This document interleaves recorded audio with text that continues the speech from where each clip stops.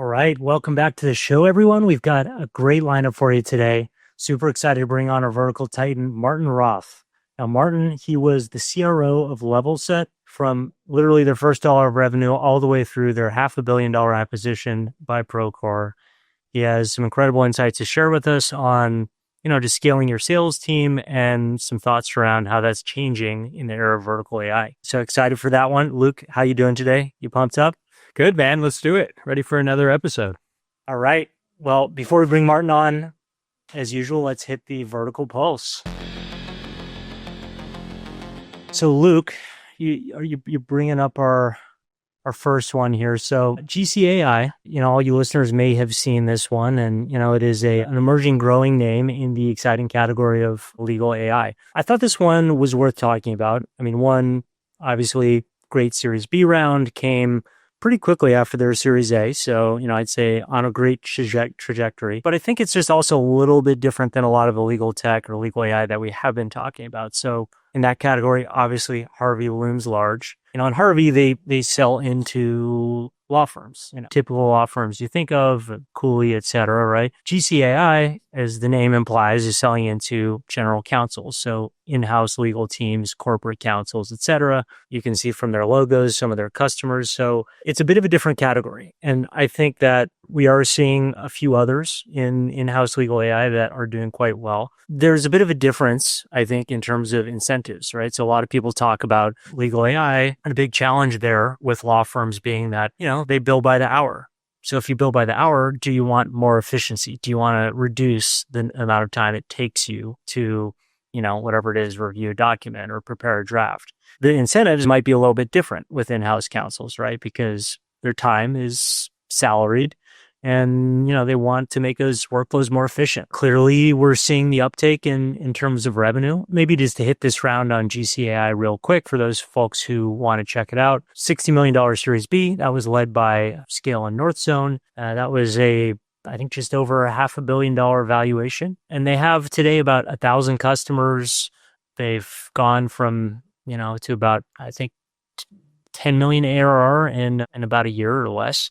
And that's over a 20% month-over-month growth rate. So clearly something's working here. Luke, how does this one strike you?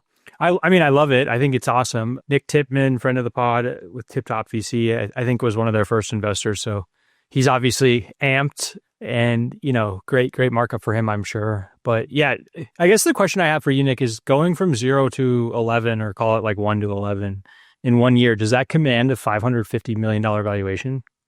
That's 50 times. Yeah, I mean, look, I think there are a lot of crazy things going on right now with evaluations in AI, certainly in infrastructure, but we're seeing it creep into application layer 2. Look, I don't know. I think any company that goes from 0 to 10-ish plus in a year or even 2 is gonna command a great Series A, and I think a lot of Series B folks are following quickly behind. So, is it rich? I mean, look, these guys, great NPS, seemingly good retention, 10 million ARR business. If people can underwrite them getting to, 50 or 100 pretty quick, maybe it's not crazy, right? I mean, look where SaaS companies in public markets are trading today, 10x, 20x plus for the best, and you underwrite a year forward. It's not insane, but I think it is a real question of like the perceived flight to quality for these companies that grow really quickly. We'll see what retention looks like, The thing I really like about this too, and this is just for my product focused folks that are listening, is that I think they did a really good job here. And I haven't seen this in a lot of the AI tooling, but they have GCAI built into Microsoft Office. Mm-hmm. Which is sweet because every single lawyer lives in that, right? With the redlining and whatnot. And so that's a really cool feature. I would assume that's one of their most popular, widely used capabilities. So very cool. Yeah, that's like the difference between vertical and horizontal AI, right? You really lean into those unique elements of the vertical workflow that don't exist horizontally, right? Like who really cares about Word? Sorry, Microsoft, outside of, or as much as legal, right? But I personally believe that there is still huge surface area in legal tech, and Harvey took a lot of the early air out of the room, but it's a huge market, and I think there's room for many winners. So 23% growth in a month is so awesome. So kudos to the team over there. It's incredible. Yeah, wonder how long they'll publicly publish their monthly growth rates. I know. I like it. Keep it coming. Yeah. All right. Well, cool. So this next one, Nick, isn't a pulse. I thought it would be helpful. I did this presentation, like, I don't know, a year ago or so, but I thought it'd be just good for the listeners and change it up a little bit from funding announcements for everyone. But I basically studied all the publicly traded vertical software companies, and I wanted to just figure out, like, what do they do or what have they done to really monopolize in their given industry? And, monopoly is a dirty word, but the truth is, and I remember when we were, people always used to say, you should expect you can get 5% or 10% of your market. And like, that is totally not the case anymore. We see the giants and the market leaders in vertical SaaS getting, 50, 60% of their market share, sometimes even higher. And so I wanted to just click through, like, what are the 9 kind of keys or 9 things that every VSaaS company has done that it has really enabled them, to build the market leader, in their given vertical. So the first one that I thought was interesting, and I pulled up a couple of data points, but back to what I just said, like, you can monopolize in vertical software. We see it all the time. These are just 3 examples, like Procore seemingly at a third, Canvas almost at half, MindBody north of 60, and I've heard the MindBody software experience isn't beautiful, but still killing it. Nick, give me some other examples. I mean, there's so many examples of this. I mean, honestly, I think the most interesting examples of like dominant vertical market share are often in markets you haven't heard of, right? I mean, you've heard of all of these companies, obviously. I think there is also a question of segmentation. Like MindBody may have 60% in gyms, but they also do salons. It could be lower. But when you start looking to other categories, like, I mean, there's a company called Central Reach in the kind of mental health space that, they have the majority of the market, right? You have some of these markets and that are supporting multi-hundred million, ARR businesses that you've never heard of that have like 50+% market share.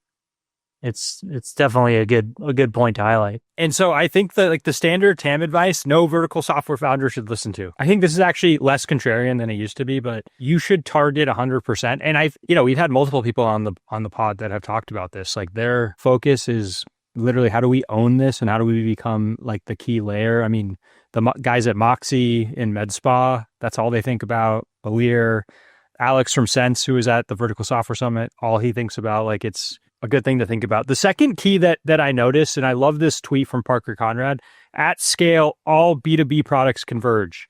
It's reports, alerts, workflow, permissions, and approvals all the way down. And I think this is even more true in vertical software. Like, everybody is in the market. Everybody's listening to what the customer, or they should be at least, what the customer is telling them to build. And if you like play that out and you just assume there's no new entrants, like, everybody kind of naturally gets to the point where they've all built like the same thing or something pretty similar. And so the market leaders that I saw, like, went way above that. And they basically said, okay, if that's going to happen, we have to be the system of record number one. We can't kind of sit on the sidelines and build stuff around the system of record. We can't, because we're all going to end up in that place. Like, we're all going to end up as a system of record. So if you're a system of record and you have people doing interesting things around you, like, over time, the most likely thing is that they're going to try to become that. And that's the case with every single like publicly traded kind of VSaaS company that I see. Now, of course, there's a bunch of differentiation that you can do to try to combat this. But I think having that mentality as a founder is important, because you're not the only one in the market that's hearing,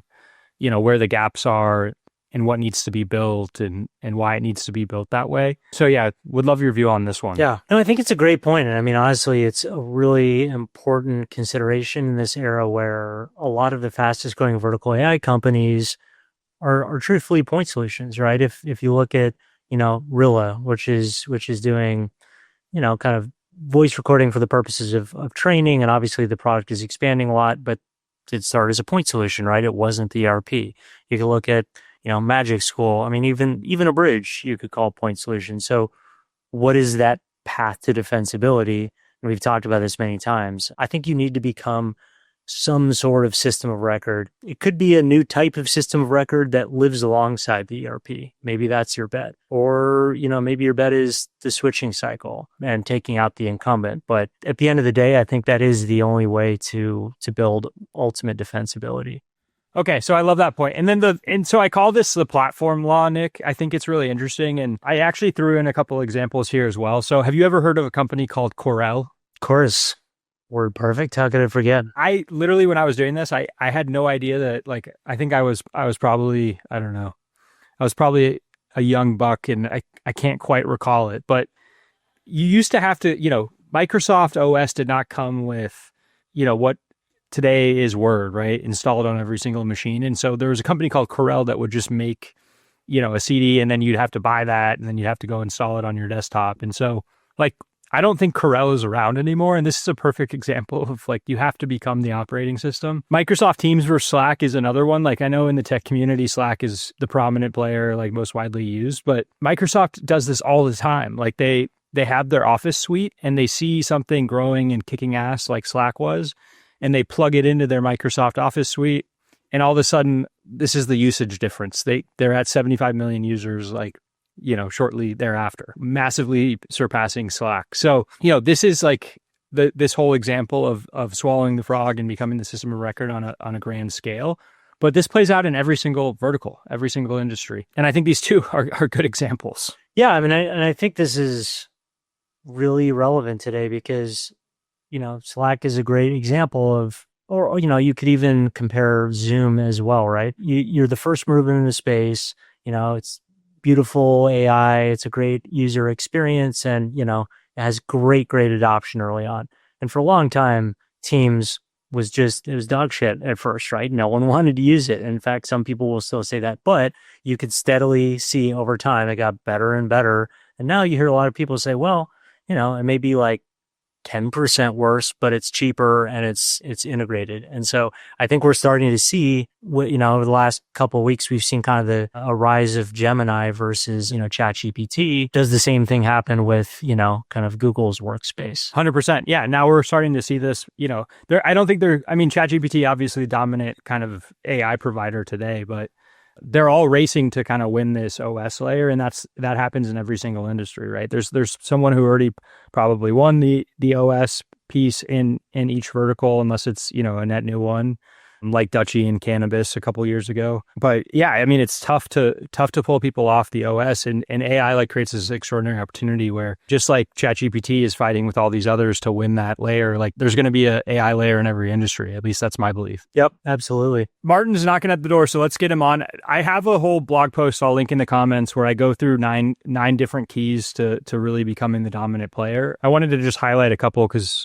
I think it's very timely in what's playing out today with AI. So yeah, it's a great one. Everyone check it out. All right. Our vertical titan of the week, we got Martin Roth. Thanks for being here, Martin. Really appreciate it, man. Glad to be here. Thank you for having me. So Martin was the CRO of LevelSet, which he joined incredibly early, basically at zero. I think there was no annual recurring revenue yet. We'll let him get into it. And then basically scaled that up to, tens of millions of ARR before they ultimately had a very successful exit to Procore, one of the titans in the industry. So we want to jam out with Martin on go-to-market playbooks, what worked from 0 to 1, 1 to 10, 10 plus, and give the audience something to think about today. So sound like a plan? Sounds great to me. Cool. I'll throw it over to you. Why don't you just start out with kind of the early story? Like, what was it like coming in? What was the apparatus, and how did that look over the coming, like, the first 12 months, let's say? Yeah, sure. So I joined LevelSet. The company was called Z-Lean at that point. So Scott Wolf is the founder. He was a construction attorney and went to go file a construction lien for a contractor, which is something that attorneys do. And it wasn't really worth his time because it's like kind of a administrative task. So he went online to go try to file it, and he figured out there's nowhere to file a lien online. And he's like, oh, this is an interesting business opportunity. So he built Z-Lean into a website where you could go online and file a construction lien. And I'll get into what that is briefly in a minute. But he built that up over a couple of years and then got it up to $10,000-$20,000 a month in transactional revenue. Think about it like e-commerce revenue. And then I think as he got further into the space and understanding the problem around construction payments, he saw the opportunity to build a software product. And so I joined right around that point. We had no recurring revenue. I joke that we couldn't even spell ARR. We had to like Google what SaaS was. We didn't know any of this stuff. We started this company in New Orleans, Louisiana. There's no other SaaS companies here. And my background prior to Zlean was I started a B2C software company, raised the money. It failed. I was licking my wounds. I needed a job. Had never done sales before, but I had all of the ambition and energy in the world. And so Scott brought me in. I was a 7th employee, first sales hire. And the charter for that first year was we need to go get recurring revenue. We had a little bit of inbound demand because we were really good at content. Really, Scott was very good at content, writing a ton of blog posts and just putting a bunch of helpful content out and driving eyeballs to our website. And we were good at converting that demand into customers. And so that first year, it's exactly what you would expect joining a very early stage company. There was, I think we used Nutshell CRM, which there might be 5 people in the audience who've heard of Nutshell. We didn't have HubSpot. We didn't have all of the modern tooling that everybody knows now for how to build a modern sales and marketing function. We didn't have any of that stuff. So it was, we did maybe the worst thing that you could do. I would say do as I say, not as we did, even though it worked out for us. I think we got lucky. What we did was Scott gave me a book. I might have it on my bookshelf. It's called The Ultimate Sales Machine by Chet Holmes, which I'd recommend anybody who works in sales should go buy this book and read it. It was written in the 80s. It's dated, right? So it's going to make some references that are not modern.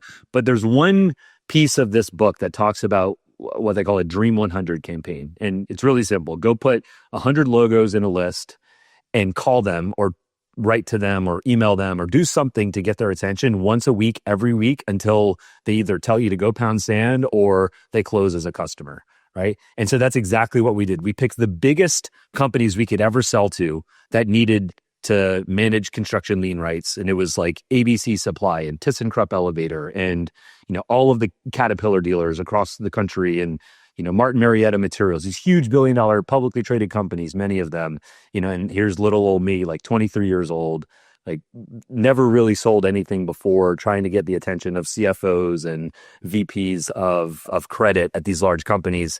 And we just pinned our ears back and went after it. And after, 6, 7, 8 months, we started booking real meetings and we closed our first $1.5 million in revenue pretty quickly. I say that by today's terms, like, Cursor goes from 0 to bajillion dollars or whatever in 12 months. This is a different vintage of venture-backed startup, right? So we got to about $1.5 million in 18 months or so, pretty quickly. And the learning there was like, it was so hard to close these big, $50,000, $100,000, $150,000 annual subscription agreements with these customers. And in the meantime, we had this inbound demand cranking that was really just funneling to the e-commerce site to file liens online.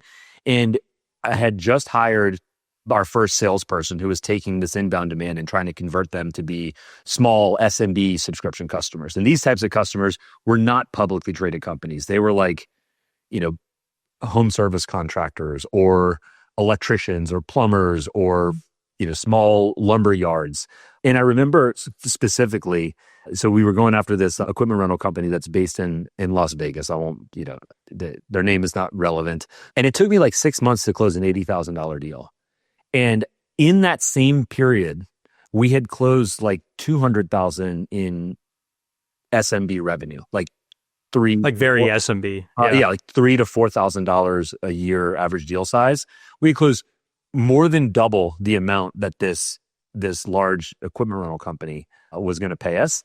And that was a bit of a moment because right around that, $1.5 million in revenue, we're like, wait a minute, we're focusing on the wrong part of, like, this is so hard. It required so much of my time and Scott, the founder's time, to go like, you're doing in the early days, you're doing a little bit of vaporware selling, where you're kind of like, you go to meet them and then you do like a workshop with their team, and then they're like, do you have this feature or that feature? You're like, oh yeah, we'll have that ready when you're live, and then you rush back to the development team. You're like, hey, we need this, and it needs to be ready like December 1st. And they're like, what did you sell and how much did you charge? And so we definitely had a lot of the same characteristics of gunslinging, just trying to go find revenue wherever we could, because we're still trying to find product market fit. So that was really the first like chapter one of the go-to-market motion. We had this inbound engine that was just starting to crank. We had no tooling at all. The sales team was quite small. All of my focus and Scott's focus was on going after these big Dream 100 accounts. And underneath all of that, we had this nice little SMB engine that was humming along without much investment, any like deliberate investment around building a real structure to that. And so about a year and a half in, we got to the point where we're like, oh, let's go see if we can raise some capital. And so we went to go raise what we thought was a Series A, and we got like a bunch of no's. And then we got introduced to Darren Bechtel from Brick and Mortar Ventures. And so if you know vertical SaaS, or specifically construction tech, Brick and Mortar is kind of the name, or at least one of the handful of names. PlanGrid, Building Connected, LevelSet, Fieldwire. There's a bunch of good companies that came out of that first fund. Darren was the one, I think, who bet on us, gave us our seed round. It wasn't an A, it was a seed round. And when we raised that money, that was when it was like, okay, let's button up our shirt a little bit and really think about how we go scale this business. Before we go I want to go to chapter 2 in a second on this. The first, I love the beginning though. I want to just zone in on one point. There's a memo going around from a Wall Street executive, I think in like, I don't know, the 2000s or maybe the 1990s. And he says we should only hire PSDs, not MBAs. Have you guys heard about this? What is a PSD? So that's what I said. A PSD is poor, smart, and a deep desire to get rich. I don't know about smart, but I was definitely poor with a deep desire to get rich. Yeah. And probably so I'm just hearing like who Martin, like, when he came in and like the people that were around the table, I was like, these PSDs, baby. I was a PSD too. I was just dumb enough to not know any better that I shouldn't be in the room. And so, one fun story from that era, we were trying to get a big elevator installation company that's based in Atlanta. And, I'd been trying to get this meeting for a while and scheduling and what have you. And so I did the age old tactic that everybody's done, which is like, oh, we're going to be in Atlanta on Tuesday. We'd love to stop by the office if you're around. And they took us up on it. And it was like the day before. So Scott and I get in a car, we packed suits, which we would like, we drove overnight to Atlanta.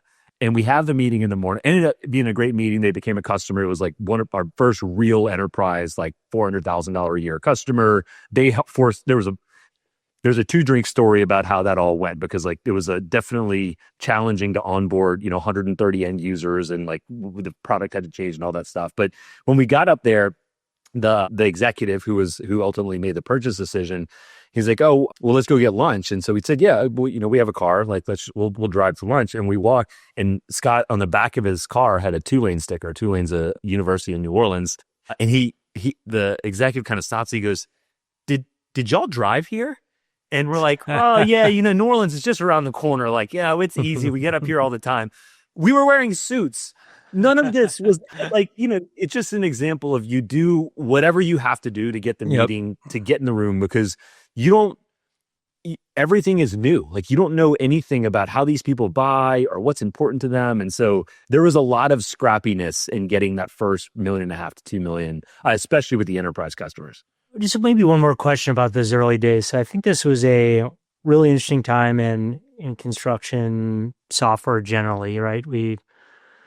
Procore was maybe 50 million ARR, right? So I think like its success, people were starting to see it was becoming more of a default. I think PlanGrid was on a great trajectory back then.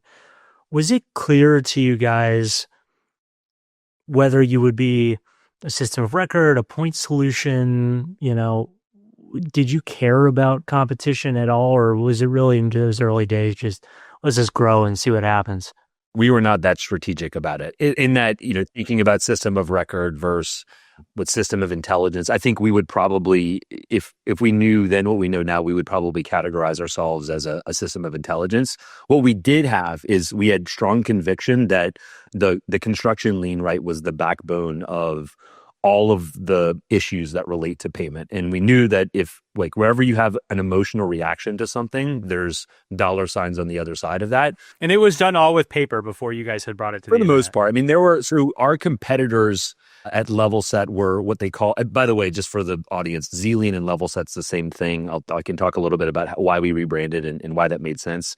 But the competitor landscape was it was like a cottage industry of lien service providers. These are people, most of these businesses were professional services firms like a accounting firm or a law firm or even like a collections agency who did this lien service, sending preliminary notices, exchanging lien waivers on behalf of construction companies or building material suppliers.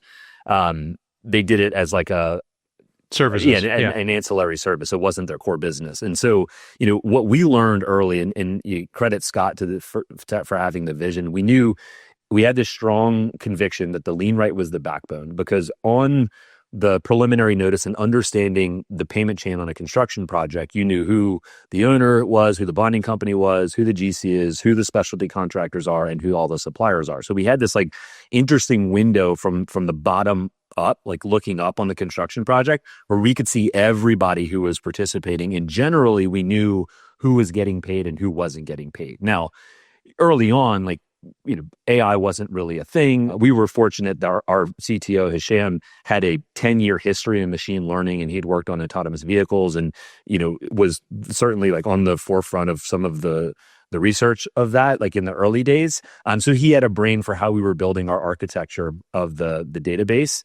And, we built at scale. Really, we had like the largest database of active construction projects in the world that was all connected. And so we knew who worked with who. We knew the that's like the Brad Jacobs, like United Rentals thing is like you guys actually created the whole visibility layer of something that was totally that's right analog. But it took like 6 years for that to even become a usable thing, right? In the 6 years up to that, it was just a lot of doing a service for people, right? But making sure that we were building infrastructure on the backside. So going back to the question, Nick, or I guess both of you kind of asked the question, the strategy, it was really like we knew that there were a lot of construction projects and everybody had a problem with payment. And we knew that our wedge into that was construction lien rights. And we had this, on our early fundraising decks, we had this flower petal visual where it was like, start with lien rights management, and then we could get into draw management or helping contractors and owners manage the draw process. And then it was like insurance and payments and materials financing. And you kind of like go around all of the other extensions. But we knew that the way to get to any of those other products was by really understanding the payment flow, really understanding the security rights. And we kind of had our version of go-to-market was like antithetical to a lot of the construction tech companies, which everybody goes ENR 400 and then kind of forces it down onto the industry. And we said, actually, we're going to go after the long tail, because we saw the demand of all the people who were searching, because we had pretty much the first position on search on every single search term related to lien rights or construction payment. And we just knew it's like, the long tail of construction is the construction industry. So many more firms, so many more dollars, so many more stakeholders. I think that's the other thing we learned early was we can talk about construction tech. I listened to all of your episodes, or at least the published episodes leading up to this, just to get a feel for how you guys ask questions. And one thing that you pointed out is, take a vertical like home services. Well, that's not a vertical. Like pest control is a vertical. Or you could even get more specific than that. Same is true in construction. Construction tech is humongous. Like, what is construction? There's the owner developer, general contractors, there's the specialty contractors. Then you have suppliers. Suppliers don't even think of themselves as lumber, granite. Yeah. Lumber, granite, building material supply, plumbing, fixtures, all that stuff. They don't even use the same software. They use like Oracle and AS400, which is an old IBM product, and Epicor. It's like the construction industry is very, very broad. Then you have like specialization, civil construction, commercial, residential multifamily, or single family residential, and on and on and on. And so we just saw like the fragmentation and all of that mess looked like opportunity to us, because we were really good at getting into the weeds of something as esoteric as construction lien rights management. And we just kind of saw the forest for the trees on all that mess and said, okay, there's something here. There's a lot of pain around payments, and we can build lots of valuable products and services to serve the market in this way. So that's, and with respect to raising capital, I feel like for the first 2 or 3 rounds, we'd spend half the pitch just educating the venture capitalists on what is construction and how does construction work. Like, and I don't think we're alone in that. I think every construction tech company from that vintage of like 2013, 14, 15, it's just people didn't know about construction tech until Procore got big, PlanGrid, Autodesk bought PlanGrid, and then it was like, oh. People still don't know about construction tech. They may think they do. Maybe I live in a bubble. I feel like everybody I talk to, I guess maybe that's the inbound I get right now, is everybody wants to talk about construction tech because that's the world I live in. But anyway. So let's go back to the kind of the chapter 2, if you will. So you guys raise this round, you get some institutional backing.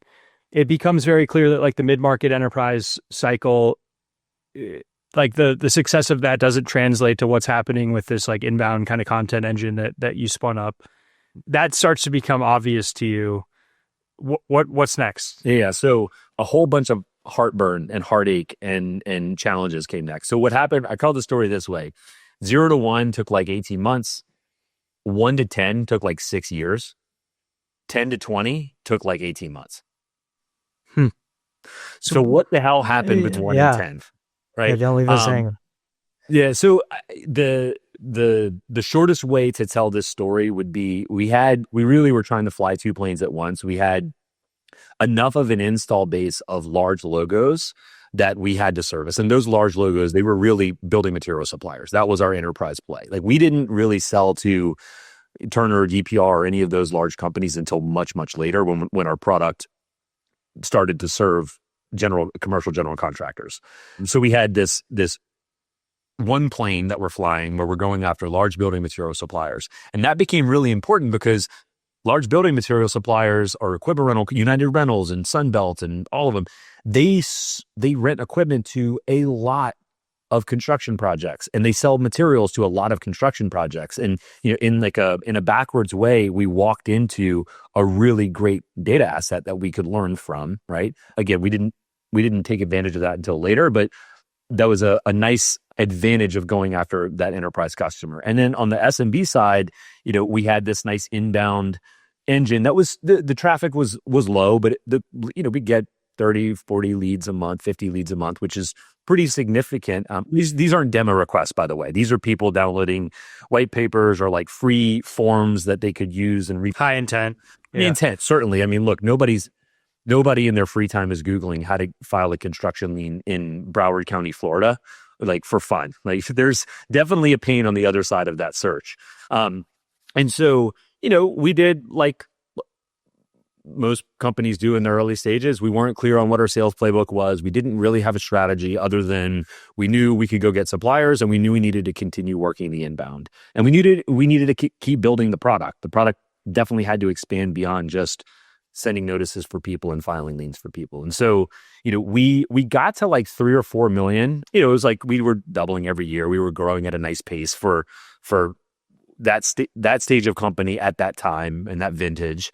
And right around like 4 or 5 million, the revenue didn't stall out, but the growth rate stalled out. And the reason the growth rate stalled out is like this happens in any company, is like you have your channels that you're selling through, and you kind of reach the ceiling of what you can sell through that channel at like current speed and pace, and you need to add leverage to that channel, or you need to add more channels to get revenue to increase. And I think the problem we had in hindsight was we didn't make a bet on what part of the market we wanted to go after, because we served everybody. We served suppliers just as well as we served, a roofing company that it goes and repairs your roof after a hailstorm. Yeah, you're going basically after SMB and like enterprise at the same time. The messaging was unclear. The training up a sales rep, in one hour, they would talk to a pool company in Florida, a plumbing company in Dallas, Texas, and then a huge lumber yard in California.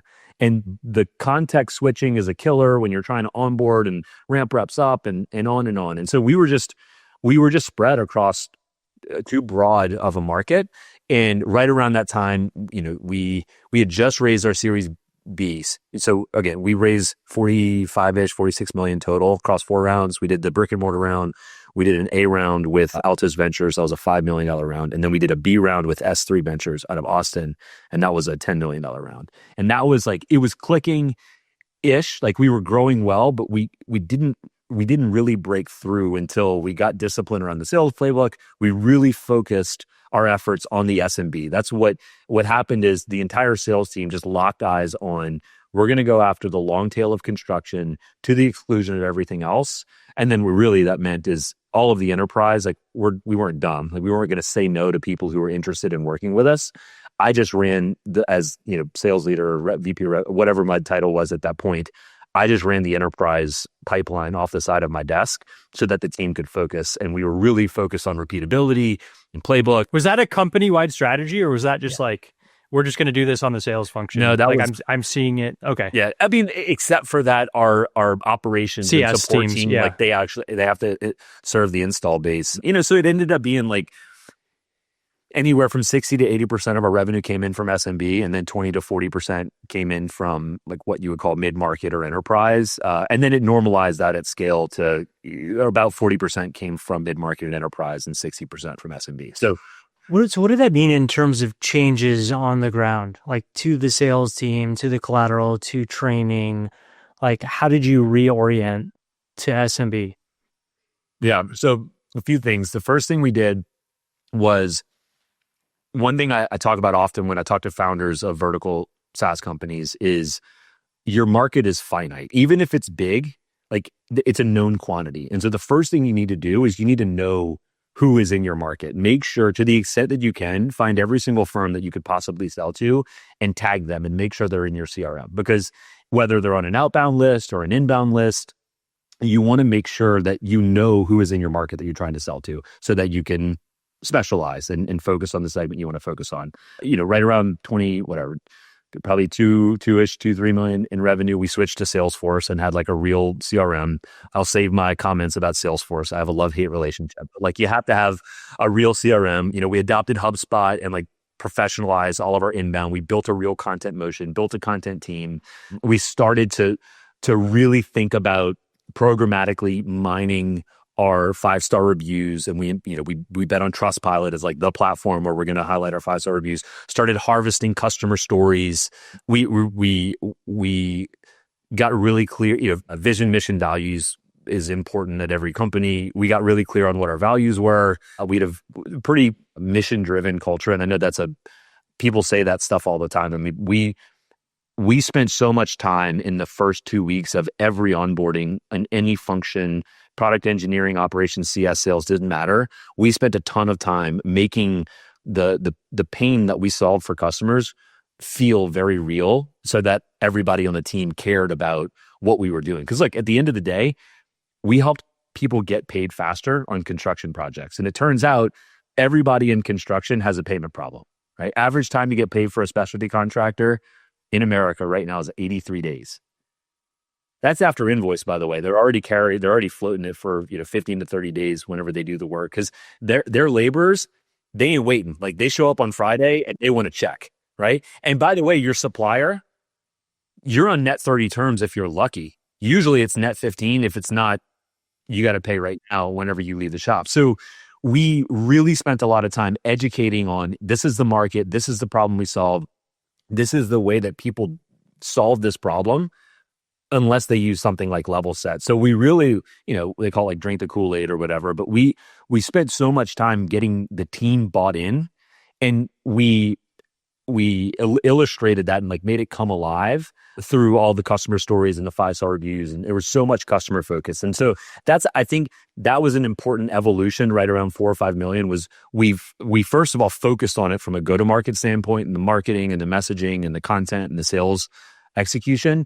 But across the company, we really tried to embody the spirit of the customer and kind of put the customer on a pedestal. Whereas before, I think we weren't that deliberate about it. And I think that was, had we done that earlier, had we been more focused, we would have scaled faster.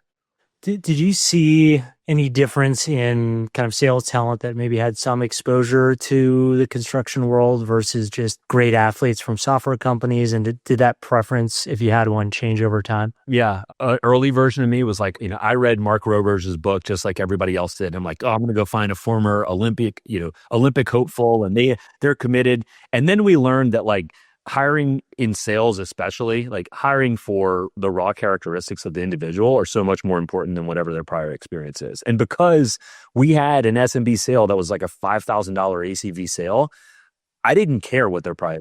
I wanted them to learn our system. Like I was maniacal about running our sales process.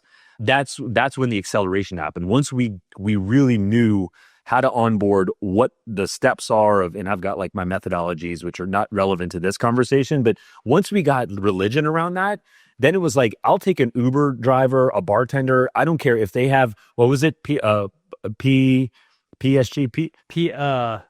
smart, and what? PSD. Wants to get rich. Poor, smart, desire to get rich. Find me PSDs. I don't care what their background is. Yeah. Find me PSDs and we can put them to work and we can motivate them. And there's an infinite market that we could sell. I mean, virtually infinite. There's 1.5 million construction firms in America. We could sell to anybody. I just need people who have the hunger, the ambition, the curiosity, the grit, the humility. Like those are the things that I look for. But we made all the mistakes. We hired from all of the construction tech companies, and and sadly, like most of them didn't work out. Within 12 months, they had. It always feels like a good idea in the moment. Yeah. I don't know why. We all have to learn that lesson in leadership and certainly like in product and in some marketing roles, it can be a lot more helpful. But with sales, I don't think we saw any benefit from hiring from the construction tech companies. So you guys focus in on the small segment, and that is that when the growth really starts catapulting because you guys are all now like rowing in the same boat, or was there still some more time kind of shoving through the valley there? No, a few things happened. So it was a convergence of like, I don't know, 3-4 different factors. The first thing was focus, which we just talked about, and that helped a ton. The second thing was most of our demand was inbound, and we knew that there was a way to go outbound, but we just could never get the economics to work. And we had tried a few different times. We tried SDRs with the AE, we tried full stack AEs, and what happened right around like 7 or 8 million in revenue was that data set that we were sitting on, where we knew every single construction project of material size. We knew who was getting paid, who wasn't getting paid. And then we ended up building our own internal, it was like a data set. We could basically anticipate when people were going to get slow paid before it would happen.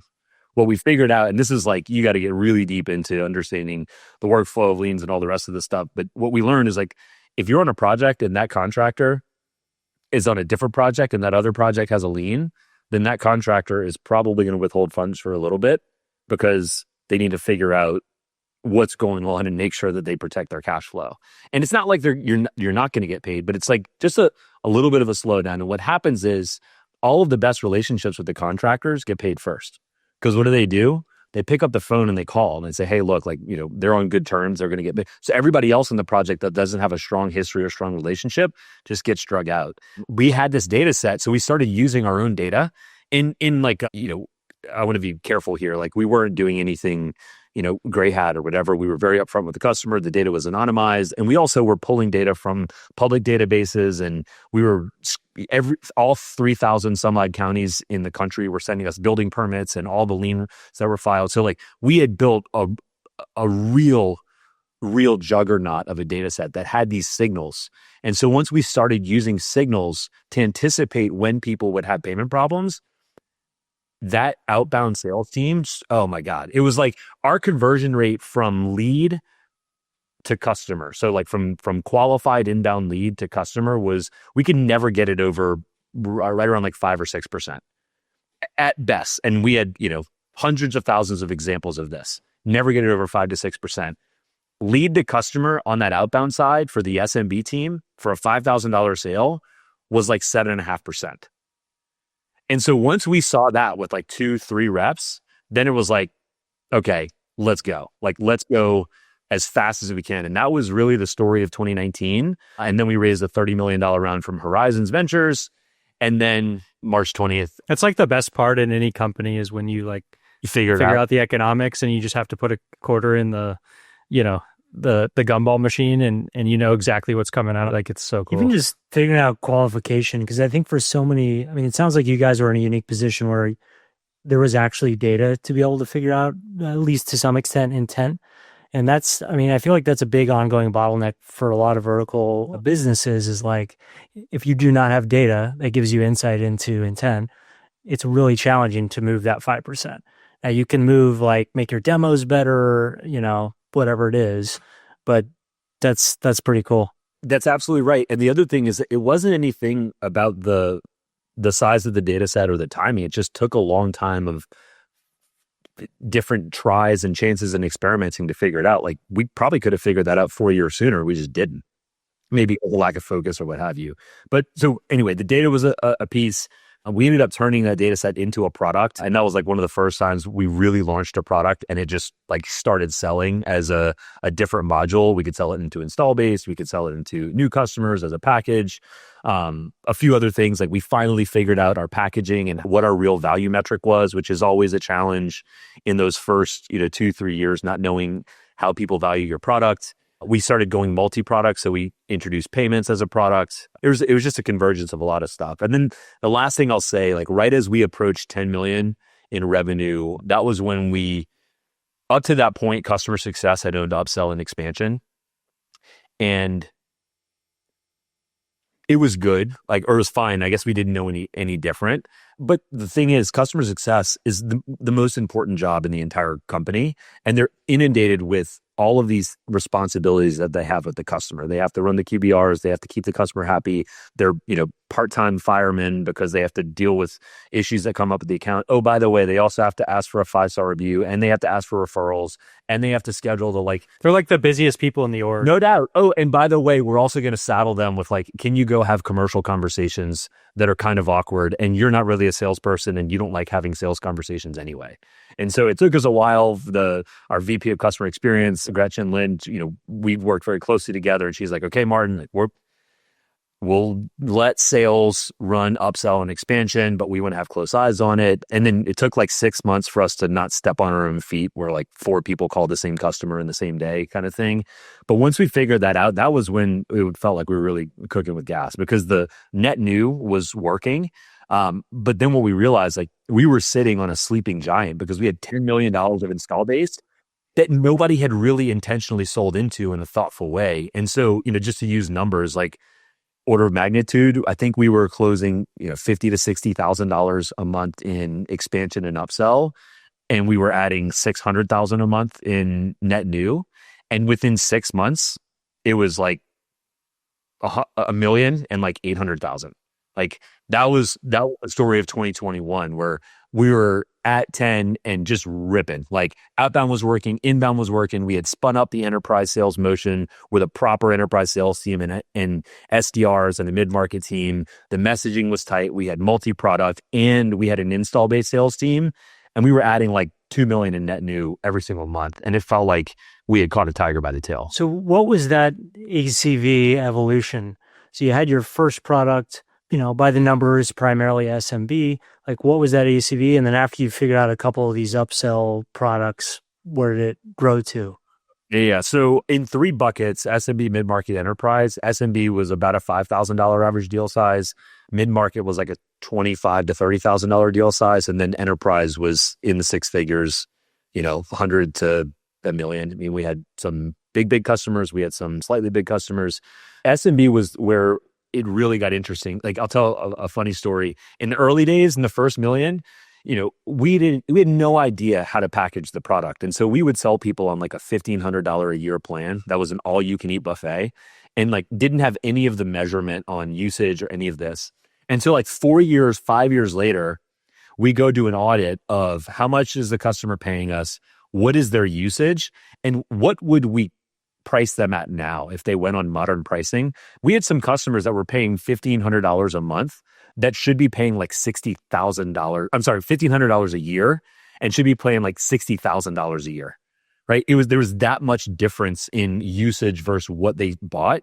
And we just didn't have any motion to like revisit the contract and resize the contract based on usage and bring them to modern pricing. And look, I'm sensitive to this idea that you should just jack up prices on customers willy-nilly just because you can. But there's a clear difference in somebody who's paying basically $2,000 but getting $60,000 worth of value. So there was a lot of that we had to like, that's some cutting our teeth in just figuring out and having some fidelity with our packaging around the product. Specialization super important at 10 million too. Like, SDRs are SDRs, outbound's outbound, inbound's inbound. You have segments, you have install base. There's more clear rules of engagement, which every CRO ever loves rules of engagement, right? I used to joke, we'd have like ROE court, I'd wear the wig and, we'd be like, okay, what's your case and whose deal should this be? Yeah. I mean, that's the, I guess like the not as fun side of having a scaled team. But yeah, I mean, it was, look, obviously a good run. We impacted hundreds of thousands of contractors and material suppliers and owners, and we built a really good business. And there was, it had legs, it could run for a very long time. And then we got acquired. So I want to jam on some playbooks if we can, Martin. I think like the story is phenomenal, and there's a bunch of nuggets in there and lessons, for the audience. Let's like zoom out and just think about broadly 0 to 1, and then let's go into like 1 to 10 and then maybe 10 plus. And like you're working now with a bunch of different vertical software companies, right? If you're in this 0 to 1 bucket, like how do you think about, if you're a founder listening and you're trying to find that customer acquisition, channel, like how do you think about testing different channels? How do you think about how long do you test them for? Like how did you guys get obviously you get conviction on like this SMB inbound motion, but if you could go back and do it all over again, knowing what you know now, like what should someone in that 0 to 1 range be thinking about? The first thing is you have to have a point of view about the world and something that you believe that you want other people to believe. And that's the foundation of a strong messaging and positioning and a strong content strategy, which is there some workflow process message point of view that I can't help but get the world to adopt this point of view, which is very different than I have this widget that I want to sell to the world that maybe solves like, a point solution pain point. I believe you have to have a methodology, or I don't know the right way to describe it. But like, evangelist. Yeah. It's like the best example of this is inbound. HubSpot didn't invent inbound marketing, but they sure as shit owned inbound marketing, right? Like there were other marketing automation platforms before, but HubSpot's product, their actual product, was educating an entire generation of sales and marketing folks on how to do content-led go-to-market, right? In the same way, we had this point of view around how to manage construction payments. And so we could write until our fingers bled on all of the different angles around that. And that served our salespeople, it served our customers, it served everything. So the first thing is have a strong point of view. The second thing, from 0 to 1, it has to be founder-led. Like I think a lot of early stage founders, especially if they're technical, they get their first handful of customers either through like a conference or through some connections, or what do the kids call it now? It's like design partners. Like they get design partners. My version is a beta customer or just a customer. And then they're like, okay, well, how do I go get more? And then they're like, well, I just need to go hire a salesperson or a head of sales to go solve this problem. That's like the worst thing that you can do. The founder has to own, or at least be very, very close to, the sales motion for that first million. And the thing that I say often is like how you get your first 10 customers is probably gonna be how you get your next 100 customers, right? Even if it's not scalable, even if it's a little scrappy, you don't need to be fancy in the first million or two. What you really need is you need to have a strong point of view. You need to prove that people will use your product, they will buy, they will get value, and they will renew. And once you start to see that first renewal cycle come in, then okay, we have a repeatable thing here. Now we can start to go scale and think about channels. So I think from 0 to 1, channels it's not really a thing. The only two things that matter are have a point of view, write a bunch of content. If nothing else, you can run a webinar once a week for the next 52 weeks. Everybody can do that. And you should, and you can repurpose the content in a bunch of different ways. And aside from that, you should have a Dream 100, just like we did. Put a list of customers together and then call them, or like try to find a way to get in touch with them, get a meeting. You have your point of view, see if they believe what you believe. And then if they have to solve the problem that you know how to solve, then see if they want to buy your product. Way oversimplification, but I think if most vertical SaaS founders took that point of view, they would get to that first million a lot faster. Yeah, I think that's such a good point. I mean, I think this has been a somewhat of a thing for the past, my entire career of, you see founders say, hey, we're going to scale really early into this channel. And it's like, look, that's great if it works, but it very well may not. Usually it doesn't when you're that early. And even if it did, you're not going to learn why or why not people want to buy your product, which you have to know.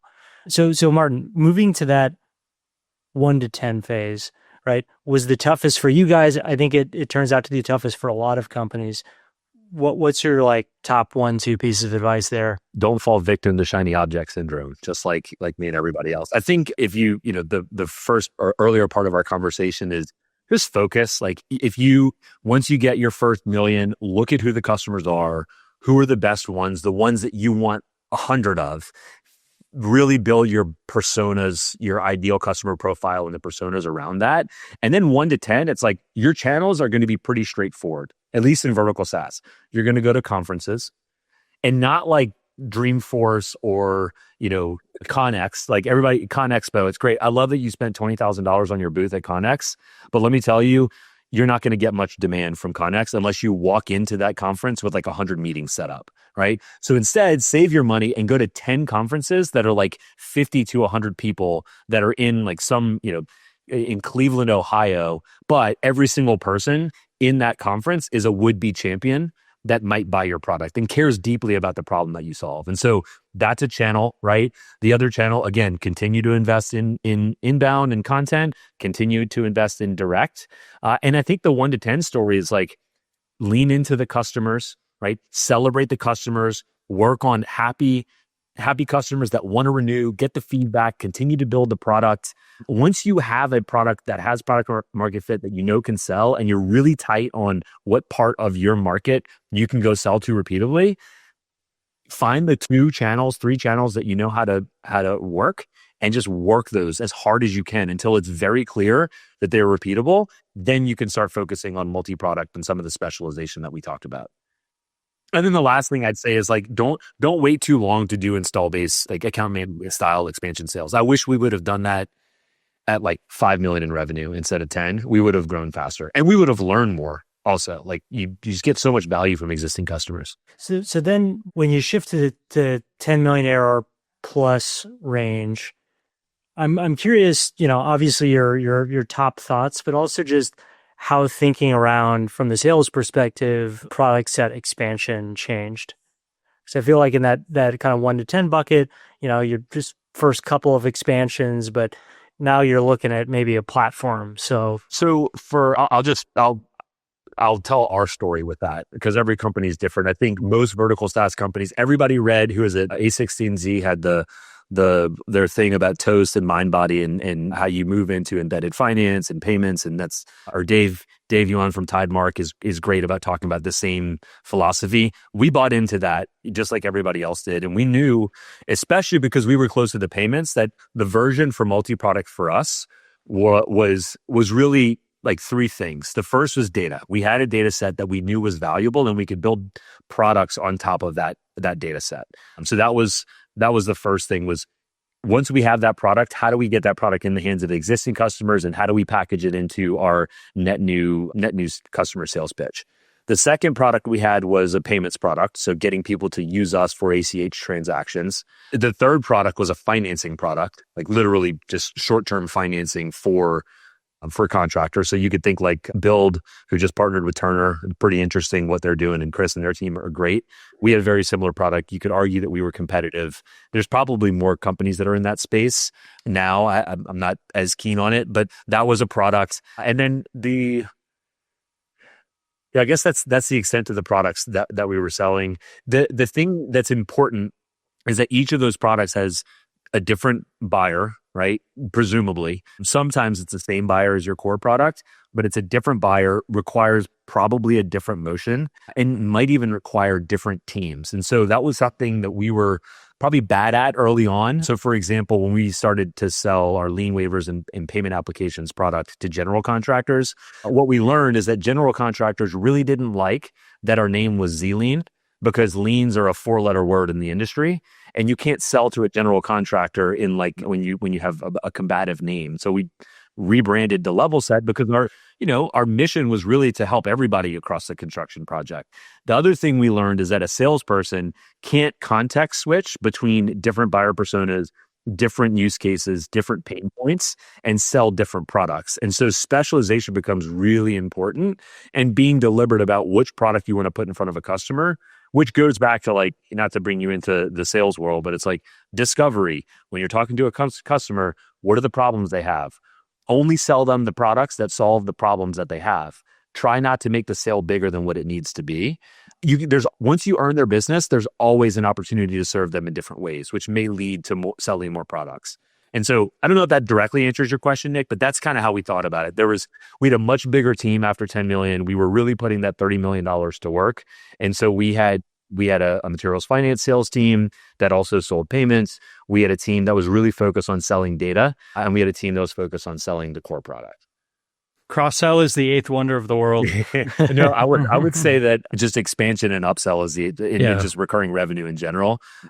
It blows my mind when you have a good product with happy, healthy customers that like your brand, that identify with the mission.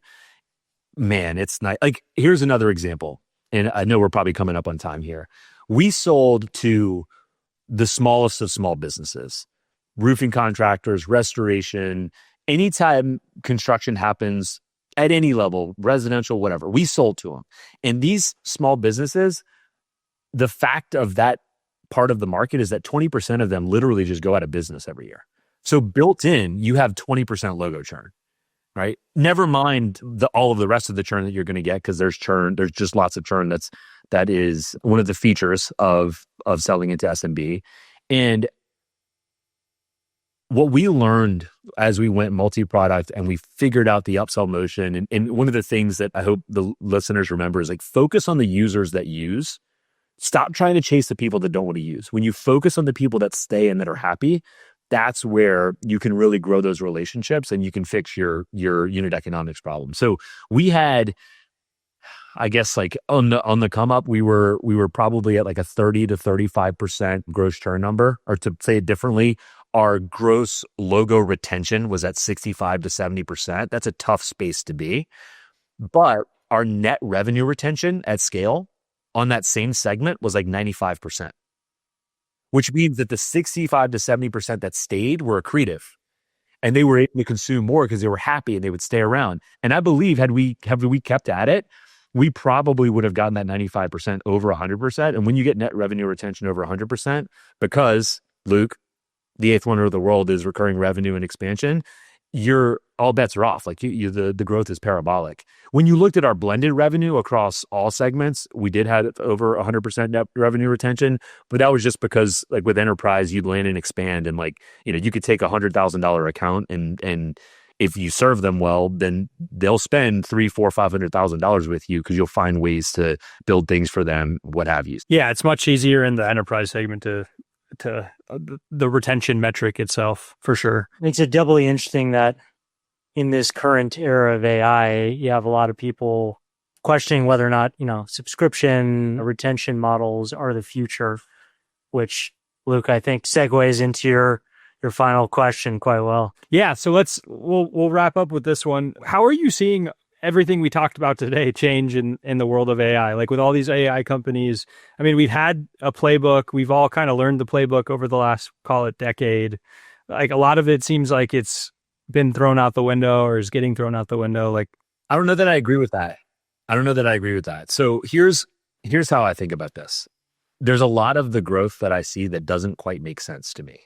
I mean, I believe that it's happening. I'm not challenging like the numbers that are getting reported. It doesn't make sense to me that it would be sustainable, because switching costs are so low right now, especially with a lot of the wedge technologies. Like take, for example, home service businesses, home service, AI companies that sell into home service. There's, a dozen of them that are all trying to serve the same market, or maybe this one's going after PE roll-ups and this one's going after the long tail or what have you. But like the switching costs to move from one to the next are quite low. And so there has to be something deeper than just the functionality of the product and the workflow that you deliver to the customer. And so that's where maybe I'm a dinosaur. I mean, I'm only 36 years old, so I'm not like that old, but like I did come from the recent version of SaaS sales.